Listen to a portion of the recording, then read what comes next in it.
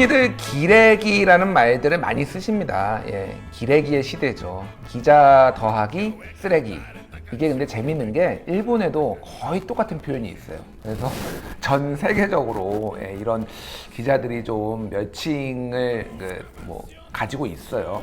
저도 뭐 이런 언론의 어떤 뭐 잘못된 보도들에 대해서 굉장히 분노도 많이 하고 제가 기사도 굉장히 많이 썼습니다. 저희 뭐 제가 뉴스톱이라는 매체의 대표이기도 하고 기자이기도 한데 제 이름으로 검색해 보시면은 엄청나게 많은 것들을 썼어요.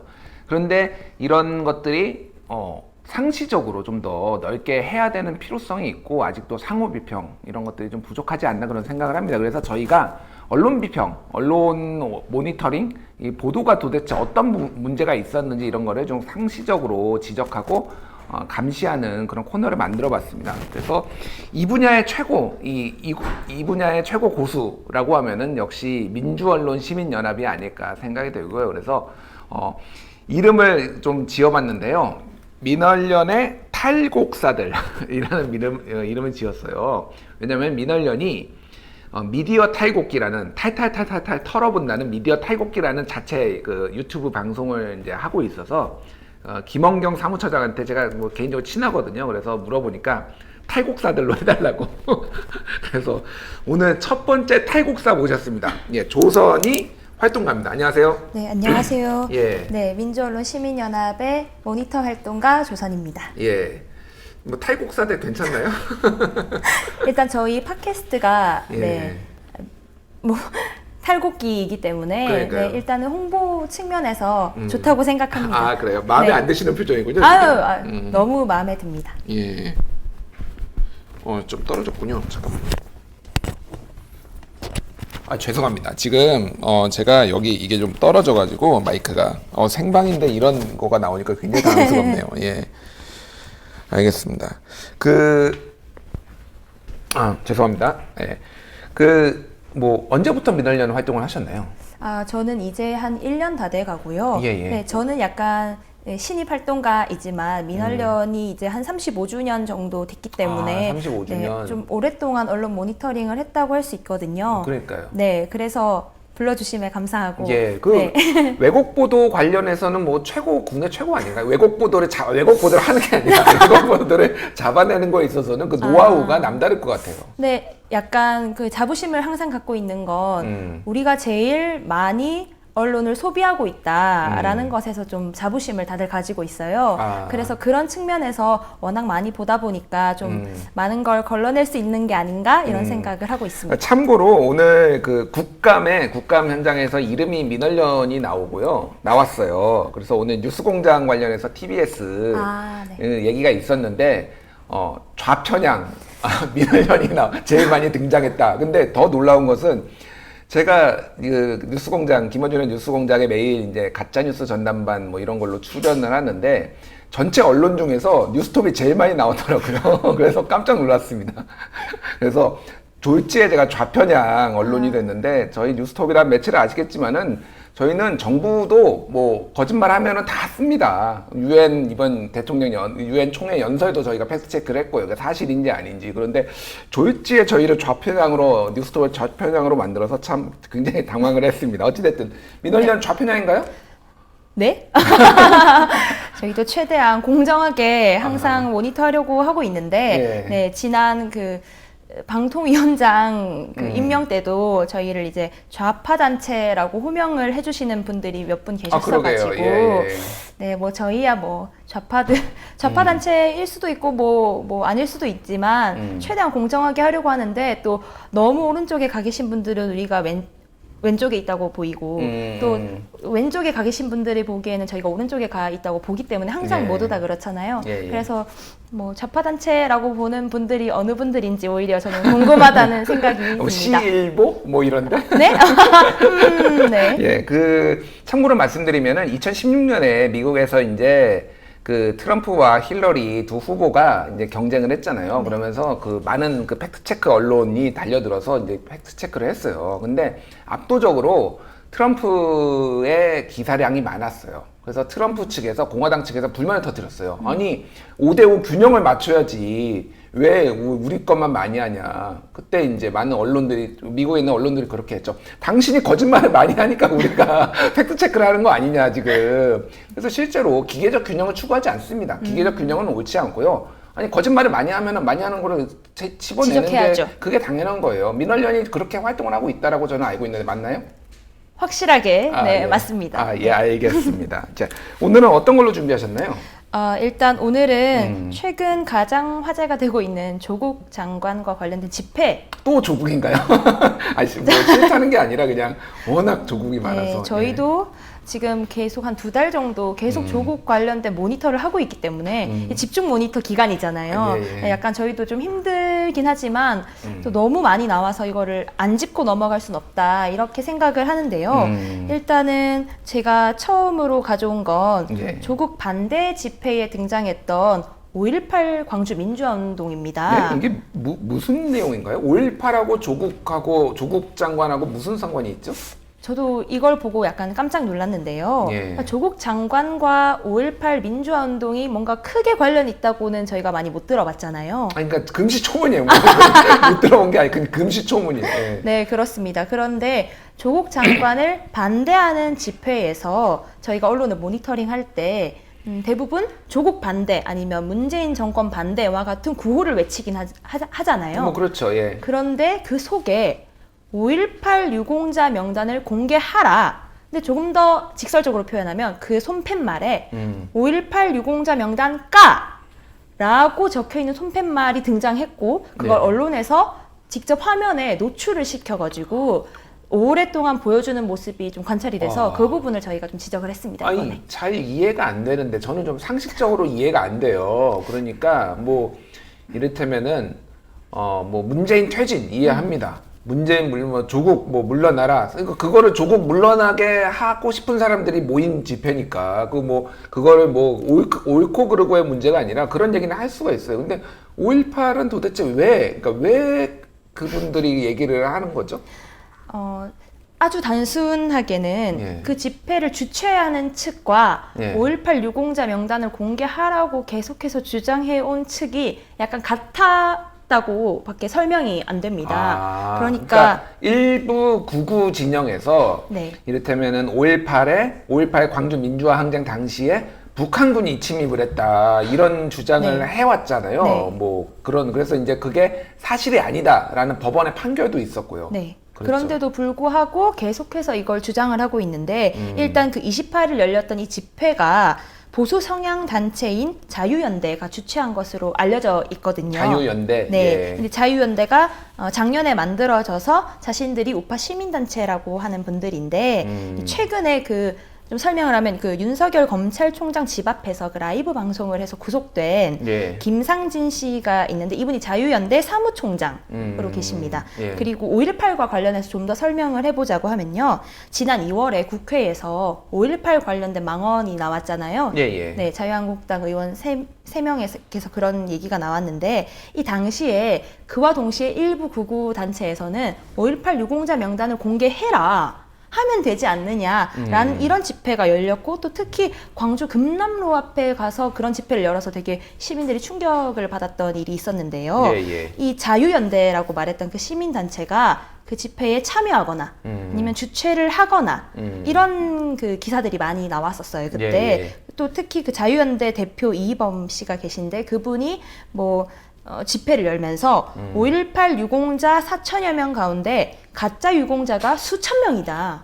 이런 발언을 한 것으로 또 기사들이 많이 나와 있거든요. 그게 팩트 체크가 되고 지금 기사가 나오는 건가요? 그러니까 그냥 일방적으로 주장을 하면은 언론이 그냥 받았으면 안 되잖아요. 네, 그러면. 이제 그 부분을 저희가 항상 지적을 하는데 대부분 따옴표 저널리즘이라고 해서 예. 어떤 인사가 그거에 대해서 설명을 하는데 그게 가짜인지 진짜인지는 팩트 체크하지 않고 대부분 그냥 그대로 실어 나르는 보도를 하고 있기 때문에 이런 것들이 제대로 뭔가 이게 사실이 아니다라는 걸 명확하게 짚어줘야 되는데 예. 그렇지 않으면 이걸 본 시민들은 이럴 수도 있구나라고 생각을 할 수 있게 되는 그러니까 것이죠. 이게 보통 일반적으로 저는 이제 소위 말하는 가짜 뉴스를 팩트 체킹을 많이 해오고 자화자찬 같지만은 제가 대한민국 최고 전문가 중에 한 명이에요. 그런 것들을. 그래서 이 메커니즘을 잘 아는데 일부 단체에서 주장을 합니다. 그러면 그거를 언론이 써요. 쓰는데 그냥 검증 없이 따옴표만 딱 해가지고 이런 주장이 있었다라는 거를 말을 해요. 그럼 그거를 유튜브들에서 뭐 권위 있는 언론이 썼으니까 그거를 그 화면에 캡처를 한다든지 그러면서 이게 사실이다라는 식으로 하면서 사람들이 광범위하게 믿게 되는 이런 메커니즘을 지금 가지고 있고 이게 매우 널리 퍼져 있는 거예요. 그런데 지금 그런 주장을 한 그 단체가 있었고 거기에 어제 집회에 참여를 했고 그런 팻말을 들고 나왔는데 언론들이 특히 일부 방송들이 그대로 화면에 그 장면을 노출했다는 거잖아요. 지금. 네, 방송사들의 경우에는 신문과 약간 달라서 뉴스를 만들 때 무조건 영상 화면이 필요하게 됩니다. 그런데 이제 조국 장관을 수호한다기보다는 검찰 개혁을 촉구하는 집회가 열렸었고 그와 동시에 옆에서 조국 장관을 반대하는 집회가 열렸잖아요. 그 둘을 동시에 같이 보여주면서 조국 장관 반대 집회를 보여줄 때 이렇게 스치듯이 보여주고 또 우리가 그 뉴스를 보다 보면 알 수 있겠지만 스치듯이 보여주다가 어떤 사람을 확대해서 보여주다가 이렇게 하잖아요. 네. 이 과정에서 5.18 유공자 명단가라는 손팻말이 좀 오랫동안 노출되게 한 방송사가 있었던 거죠. 네, 그걸 저희가 또 얼마나 지적했던 오랫동안 노출이 됐나요? 근데 사실 시간상으로만 따지면 지금 이 방송사가 MBN인데요. MBN이 28일 당일 이 집회를 생중계하면서 보도를 하다가 기자가 이제 설명을 합니다. 조국 장관 반대 집회가 어디서 열렸고 왜 열렸는지를 설명을 하다가 그 화면에서 이제 오랫동안 보여줬는데 그 오랫동안이라고 하면 사실 2초 정도긴 해요. 그런데 2초라고 하면 짧게 느껴지겠지만 방송 화면을 구성할 때 2초는 사실 깁니다. 2초 동안 예를 들어 생방송 지금 진행되고 있는 2초 동안 김준일 대표님과 제가 아무 말도 안 하고 2초 동안 간다 이러면 무조건 방송 사고인 거잖아요. 그렇죠. 그렇죠. 네. 그러니까 2초가 되게 방송에서는 긴 시간인데 2초 동안 누군가가 어떤 팻말을 들고 오랫동안 이렇게 노출을 했다 이러면 무조건 시민들이 읽을 수 있거든요. 예. 읽을 수 있는 시간과 눈에 확 띄는 시간 이게 2초였는데 계속 그 5.18 유공자 명단을 공개하라라는 팻말을 보여줬던 거죠. 그 혹시나 그 잘 모르시는 시청자분들이 계실 것 같아서 제가 좀 설명을 드리자면은 5.18 명단을 공개하는 것 자체가 법원에서 불법이다라고 얘기를 했어요. 왜냐하면은 개인 신상 정보가 다 들어있기 때문에 게다가 지금 뭐 보훈처에 따르면은 우리나라의 국가 유공자가 80만 명 정도 됩니다. 제가 뭐 정확한 수치는 아닌데 대략 그 정도예요. 그러면은 5.18 유공자만 이렇게 공개를 하는 게 아니라 그 논리대로라면 80만 명을 다 공개를 해야 되는 거예요. 그렇죠. 그런데 그렇게 하면 큰일 나는 거죠. 뭐 4.19 뭐 혁명 유족회도 그렇죠. 있고 뭐 월 고엽제 베트남 고엽제 그분들이 다 뭐 전수조사 하자 아까 전에 한참 전수조사 얘기했는데 뭐 전수조사 하자는 것도 아니고 국가에서 전부 다 과정을 거쳐서 유공자인지 아닌지를 이렇게 선별을 한 건데 그거를 믿지 못하고 이런 식으로 요구를 하는 거는 이거는 법으로도 지금 할 수 없는 거기 때문에 해서는 안 되는 건데 어찌됐든 그런 주장을 몰상식하게 하는 분들은 있어요. 근데 그거를 제대로 걸르지 못하고 방송이 이렇게 하는 거 이거는 문제가 있는 거 아닙니까? 굉장히 문제가 있다고 봐야죠. 그러니까 예를 들어 집회 현장에 갔을 때 기자들이나 촬영 기자가 그 손팻말을 봤을 거고 또 봤을 수 있잖아요. 그리고 그런 경우에 이제 촬영 화면을 구성을 할 때 최대한 그 부분을 피해서 할 수 있고요. 첫 번째로는. 그렇죠. 그리고 두 번째 예를 들어 생중계 화면에 갑작스럽게 나타나는 경우도 있을 것이고 MBN의 경우에는 사실 녹화여가지고 이거는 뭐 빼도 박도 못하게 잘못한 건데 그렇지 않더라도 생중계에서 갑자기 그런 화면이 예를 들어 나갔다라고 하면 앵커나 기자가 그 즉시 바로 잡을 수 있도록 해야 되는 거죠. 예를 그렇죠. 들면 조국 장관을 반대하는 집회에 지금 이런 비민주적이고 억지스러운 주장이 걸린 손팻말이 나오기도 한다라는 점을 지적해주면 그게 팩트체크가 되면서 동시에 제대로 된 설명을 해주고 있는 거거든요. 그렇죠. 그렇기 때문에 그런데 그런 것 없이 그냥 화면을 구성한다. 이건 굉장히 부주의했거나 아니면 뭐 알고도 모른 채 했거나 그렇게 볼 수 있는 거죠. 알겠습니다. 저는 뭐 보수단체에서 뭐 조국 사퇴하라 뭐 할 수도 있다고 봐요. 그거는 뭐 자신의 자유의지니까. 근데 이런 뭐 이미 다 사실 확인이 끝난 거를 가지고 같이 걸고 넘어져 오면서 하니까 오히려 자신들의 주장에 정당성을 잃는 거 아닌가 저는 그런 생각이 강하게 들더라고요. 네, 그러니까 저도 똑같이 생각을 하는 게 만약에 조국 장관에 대해서 반대를 한다 이랬으면 그가 가지고 있는 의혹 같은 것들을 더 제기한다든지 예를 들어서 아니면 어떤 점이 우린 정말 문제라고 생각한다 이런 점을 지적하고 가지고 나오면 우리가 이게 이 부분 논리적이구나 충분히 받아들일 수 있겠다 이렇게 되는데 그게 아니라 위법한 사항 그리고 이건 너무 비민주적인 문제 이런 걸 자꾸 끄집어서 가지고 나오시니까 좀 심정적으로나 논리적으로 이거는 부당하다라는 생각을 하게 되는 거죠. 예, 알겠습니다. 예. 제가 살짝 흥분했어요, 사실은. 저 열받아가지고, 살짝 아까 전에 이거 보면서 저도 찾아봤거든요. 그래서 살짝 열받더라고요. 아, 왜 이러지, 도대체? 방송사도 열받고, 그거 좀, 말이 안 되는 주장하시는 분들도 다 검증된 건데, 열받았는데, 어쨌든, 시간이 많이 남죠. 두 번째. 네. 두 번째 아이템은 뭐죠? 네.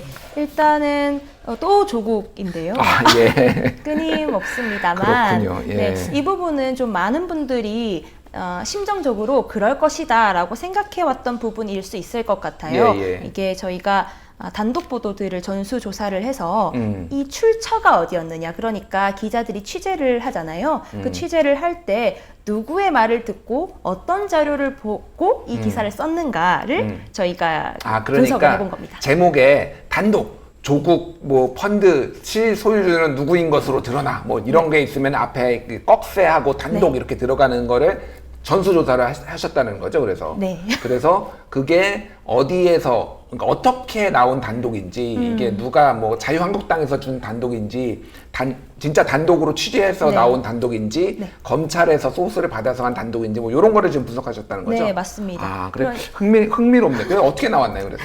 네, 일단 사실 우리가 생각하는 단독 보도라는 것이 언론사들이 공들이고 취재를 자체적으로 해서 하는 것이라고 일반적으로는 생각을 하잖아요. 예. 그런데 사실 제가 모니터 기간을 한 2주 정도로 잡았어요. 그러니까 조국 장관이 딱 임명되고 그리고 압수수색을 했던 바로 다음 날 그러니까 10일에서 24일까지 해서 2주 정도를 제가 모니터 기간으로 잡았는데 그럼 이게 15일이거든요. 예. 15일 동안 일단 단독 보도가 얼마나 나왔느냐 보면은 166건이 나왔습니다. 그러니까 2주간 네. 166건. 네, 그런데 이제 또 모니터 대상을 설명을 드려야 될 것 같은데 저희가 정말 모든 언론사를 하기는 사실 불가능하고요. 예. 신문의 경우에는 7개 일간지 그리고 방송의 경우에는 지상파 3사와 종편 3사, JTBC는 단독을 달지 않기 때문에 거기는 저희가 방침이에요, 회사 방침. 네, 그래서 예. 그건 하기가 어려웠고 그리고 YTN 이렇게 해서 총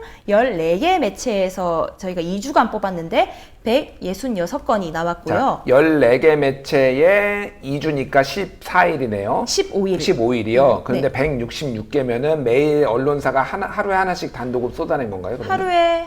하루에 11건씩 단독을 쏟아냈는데 예. 그러면 이게 되게 적은 수치인 것 같지만 사실은 어떤 사람과 어떤 의혹에 대해서 매일매일 11개의 새로운 소스가 공급되고 있다는 그렇죠. 거거든요. 예. 근데 이게 사실 굉장히 불가능하거나 말이 안 되거나 이렇게 헛웃음이 나오게 되는 그런 경우라고 할 수 있겠습니다. 그러니까 일반적으로 저도 뭐 기자를 오래 해봐서 아는데 단독이라고 하면은 이게 의미 있는 단독이냐 아니냐는 다른 언론사가 이제 받는다고 그래요. 이거를 의미 있는 거면은 받아서 뭐 이렇게 했다라는 거를 받아 쓰는데 하루에 11개씩 이렇게 단독이 나오면 사실 받는 게 불가능하거든요. 그쵸. 뭉개버려요. 그럼 야, 얘기 안 돼. 쟤네 얘기 안 돼. 또 그런 식인데 대부분 그랬을 것 같아요. 그죠? 네, 대부분 그러하기도 했고요. 그러니까 이게 166건인데 신문의 경우에는 2주간 99건이 나왔고 예. 또 방송사의 경우에는 67건이 나왔는데 제일 단독을 많이 한 14개 중에서 1등을 꼽아보면 채널A입니다. 채널 A. 네, 채널A가 그러니까 조선일보도 제끼고 채널 A가 했다라는 네, 거죠? 이 부분이 약간 좀 특이한데요. 채널A가 방송사 중에서는 34건을 보도해서 정말 제일 많이 보도했고 또 웃긴 점은 신문에서는 조선일보가 아니라 항상 동아일보나 중앙일보가 단독 보도를 많이 내서 그래요? 네, 우리가 생각했던 것보다 아니죠. 다 똑같다.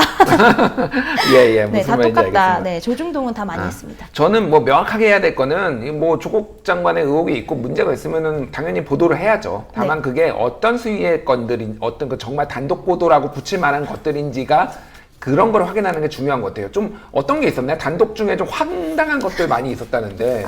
네. 좀 사실은 이미 이제 좀 논란이 많이 된 것들이기도 한데요. 예. 일단 첫 번째로는 조국 장관과 버닝썬 관련 경찰총장이 연관이 있다는 게 채널A 단독 기사로 나와서 어떤 연관이 있었나요? 둘이 같이 사진을 찍은 게 한번 화제가 사진을? 됐었어요. 그러니까 조국 장관이 민정수석으로 재직할 당시고 예. 또 그 윤모 총경이라는 분이 청와대에 가서 이제 일을 할 때 같이 회식을 하는데 같이 사진을 찍은 게 있었거든요. 아니 청와대에서 같이 근무한 거잖아요. 네네. 그럼 사진 찍으면 안 되나요? 그 부분이 궁금한데 예. 채널A나 이제 여타 언론사들이 이제 포장을 할 때는 뭔가 버닝썬과 조국이 연관이 있는 게 아니냐 이런 식으로 하는 거죠. 사실 조국 장관이 여러 사람들과 사진을 다 찍었을 텐데. 그러니까 뭐 예, 유명하신 분이니까 예전부터 많이 다녔을 거 아니에요. 네, 예. 그런데 이제 그 윤모 총경 그러니까 그 경찰총장으로 됐다는 그분이 그 조국 그 일가의 사모펀드와 관련된 펀드에 뭐 돈을 투자를 했다. 그리고 조국 장관과 사진을 찍었다. 드러난 사실은 여기까지인데 이걸 엮어서 뭔가 굉장히 버닝썬과 같이 함께 뭔가 문제가 있는 것처럼 엮는 그런 식의 보도인 거죠. 근데 사실 일반인이라면 이해가 쉽게 안 되는 다른 언론사가 받았나요? 그래서 그거를 사진 찍었다 그거를? 일부 조중동, 그러니까 지면에서는 사실 잘 안 받았었는데 예, 인터넷판에서는 많이 인터넷판에서는 받았습니다. 요즘 왜냐면 어뷰징이라고 이게 클릭이 늘어나니까 받아쓰기도 하죠 많이들. 네. 아 그렇군요. 또 뭐가 있었나요? 그거 외에도 이거는 너무 조국 장관과 관련성이 멀어서 이해하기가 약간 힘들 수 있는데 예. 그러니까 조국 장관의 배우자가 정경심 교수잖아요. 예. 정경심 교수의 동생이 지금 조국 처남이라고 호명되고 있는 상황이고요. 예. 그런데 이 정경심 교수의 동생이 해운 업체를 다니는데 해운 업체를 다닌다. 네. 예. 네. 일단 두 단계예요. 예. 네, 예. 또 나옵니다. 해운 업체를 다니는데 이 해운 업체에 모기업이 있고요. 모기업, 예, 세 단계. 예. 네, 이 모기업에 다른 자회사가 있습니다. 자회사 네 단계. 네, 예. 이 다른 자회사가 선박을 가지고 있었는데 이게 해운 네. 업체라서 선박을 가지고 있었는데 이 해운 업체가 그러니까 그 다른 자회사가 중국계 업체에 이 배를 팔아요. 다섯 단계 네. 이해하셨습니다. 예. 팔았습니다. 그런데 이 중국계 선박이 중남미 국가의 배로 약간 탈바꿈을 해서 예. 이 선박이 북한에 가서 석탄을 지금 그 수출입을 못하게 유엔에서 제재를 하고 있잖아요. 예. 그런데 이 선박이 북한에 가서 석탄을 가져오고 팔고 이런 일을 했다. 아, 예. 네. 예. 무슨 일이 벌어졌는지는 알겠는데 그게 네. 조국하고 무슨 상관이죠? 조국 처남이 몸담은 해운사가 북한 선박과 관련해서 밀반입을 해서 유엔 제재를 어겼다. 그러니까 그게 그 처남이 직접 한 것도 아니고 처남의 뭐 누구였죠? 처남이 다니는 회사의 모기업의 다른 자회사. 다른 자회사가 판 거죠. 근데 이게 너무 거리가 멀어서 예. 이걸 취재해서 단독을 붙이고 조국과의 연관성을 딱 갖다 붙이는 게 정말 말이 안 되는 보도거든요. 그렇네요. 예. 그런데 이렇게 근데 이게 그러니까 조국 처남이 몸담은 해운사라고 조선일보 9월에 나온 조선일보 기사인데 조국 처남이 몸담은 해운사라고 제목에 붙여버리니까 이게 무조건 조국과 뭔가 관련이 있는 게 아닌가? 그리고 사실 이건 너무 억측일 수도 있지만 조국 장관이 맨 처음에는 산호맹 전력과 같은 것 때문에 어떤 북한과의 연관성 이런 것이 냄새 풍기기. 네, 약간 그런 게 있었잖아요. 그런데 이런 걸 갖다 들이밀므로 인해서 예. 또 다시 북한과 다시 한번 엮어보려는 이런 게 아니었나 이런 제가 생각을 예전에 하게 됩니다. 그 청와대 그 카톡에 돌아다니는 거 많이 팩트 체크했는데 네. 청와대에 있는 사람 자기가 청와대 가봤는데 청와대에 있는 사람들이 다 서로 동무라고 부른다고 임종석 실장이 동무 어서 오시오 뭐 이렇게 부른다는 그런 것도 돌았어요. 주사파에 장악됐다고. 약간 박수 이렇게 치고 이런. 예. 진짜 황당한 게 많습니다. 그러니까 저는 다시 한번 말씀드리지만 의혹이 있으면 언론이 보도하라는 게 언론의 기능이고 그런데 이렇게 황당한 거를 하니까 오히려 제대로 된 기사들이 지금 주목을 못 받는 게 아닌가 생각이 들어요. 네. 예. 이거는 정말 문제입니다. 제가 보기에는 이런 식으로 기사 쓰면 안 돼요. 네, 그렇죠. 네. 근데 이런 식으로 쓰는 기사들도 정말 문제지만 아까 말했던 것처럼 검찰에서 받아쓰기한 기사들이 실제로 너무 많아서요. 그 제가 쓴 게 보고서의 제목 자체가 검찰이 썼다. 네. 조국과 관련된 기사는 절반이 검찰이 썼다인데요. 소스가 절반이 검찰이란 거죠? 네, 그런데 이게 되게 분석하기가 힘들었는데 사실 모든 기사를 보면 자기가 무엇을 취재했다고 정확하게 말하진 않잖아요. 그런데 예를 들면 요새의 트렌드가 누구누구에 따르면 자유한국당 누구누구 의원에 따르면 아니면 뭐 서울중앙지검 특수 2부에 따르면 네. 이렇게 이제 설명을 하는 기사들이 있는데 이걸 하나하나 분석을 해봤더니 정말 절반 가까이가 검찰에 따르면 아니면 검찰 수사가 이렇게 진행되는 바에 따르면 예. 네, 이런 식이 많았거든요. 예. 그래서 그런데 이게 제대로 된 지금 팩트 체크가 이루어지고 있느냐라고 하면은 사실 아닌 부분도 있고요. 예를 들면은 그 압수수색 당시에 뭐 공소장에 조국이 명시돼 있다. 이거의 경우에는 또 아닌 걸로 밝혀졌잖아요. 네, 예. 이런 것도 있고 사실 검찰이 받아쓰고 있는 것들이 너무너무 많은데 이걸 제대로 팩트체크해서 한 번 더 기자들이 크로스 체크를 하고 있느냐라고 해봤을 때 거의 아니다라고 볼 수 있고요. 또 그 기사의 A부터 Z를 보면 대부분 시작은 한 검찰이 것으로 알려졌다, 전해졌다 이런 표현들을 많이 쓰죠. 네, 그리고 마지막에는 뭐 검찰이 압수수색할 예정이다. 누구누구를 소환 조사할 예정이다. 이렇게 끝나는데 정말 처음부터 끝까지 검찰 말만 듣고 쓴 기사들이 너무 많다. 그렇죠. 네, 이런 거에 대해서는 기자분들이 좀 더 취재를 예. 열심히 뭐 저는 이거와 관행에 대해서 굉장히 잘 알고요. 사실 저도 예전에 뭐 수사기관에 출입을 할 때 이런 식의 기사를 썼습니다. 그래서 저도 뭐 반성을 해야 될 부분이고 이게 이제 소위 말하는 피의사실 유출 그리고 뭐 특정 수사기관의 어떤 소스에 목을 매면서 그쪽의 의도에 휘둘리는 문제인데 복잡한 문제들이 있어요. 그 문제는 맞고요. 그래서 그런 부분은 나중에 또 한번 다른 자리에서 한번 좀 다뤄봤으면 좋겠습니다. 오늘 처음 나오셨는데 어떠셨나요? 사실 너무 긴장되고요. 네, 긴장 하나도 안 하셨어요. 제가 네. 오히려 긴장한 것 같아요, 지금. 생방송이기 때문에 좀 부족한 점이 있었을 것 같은데, 네, 그래도 네, 국민 TV 많이 사랑해 주시고, 네. 네, 자주 봬요. 민원연도 많이 사랑해 주시고요. 다음에 또 다음 주엔 더 좋은 내용으로 찾아뵙겠습니다. 네, 네, 감사합니다. 조선이 활동가였습니다. 감사합니다. 감사합니다.